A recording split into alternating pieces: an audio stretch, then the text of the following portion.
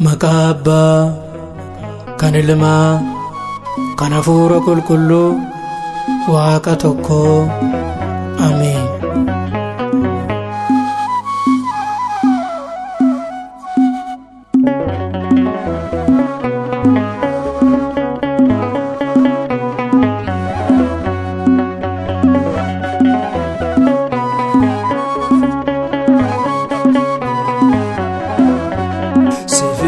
Hundarra naaf taate si baritaan garaan koo boqote itaan qabdum hundumarra caalta labbi gurraas waddu kaa galata si filadhe hundarra naaf taate si baritaan garaan koo boqote itaan qabdum hundumarra caalta labbi gurraas waddu kaa galata.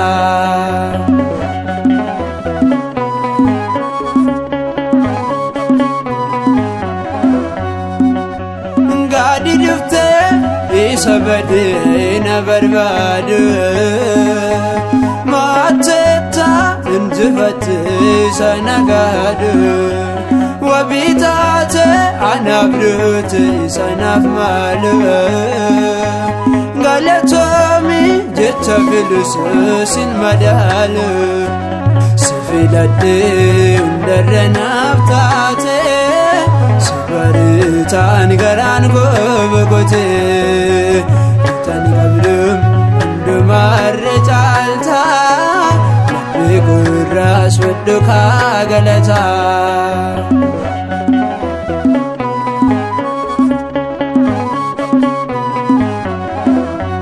Tiksee gaarii amanama isan bitamne hoolota isaa kan dabarse yaa'ii filanne dhugumatti lubbuu laate ta'ee aarsa kana booddeen daddabalee tan si faarsa si filadhe hundarra naaf taate si baritaan garaan koo boqote itaan qabdum hundumarra caalta labbi gurraas waddu kaa galata.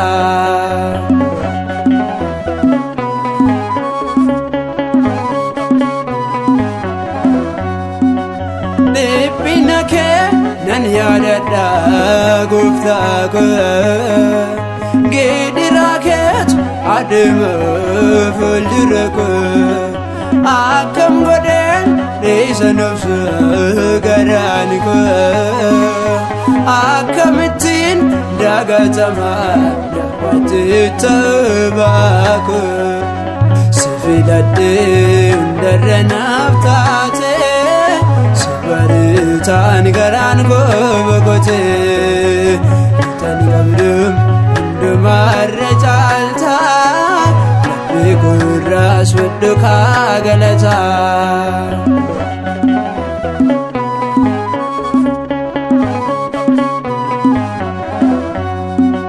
Si fannisuun si godhani seera cabsitu isa gumaa du'aaf malu arbaa gadi baafatu arge kunoo dhaabbateera fuuldura koo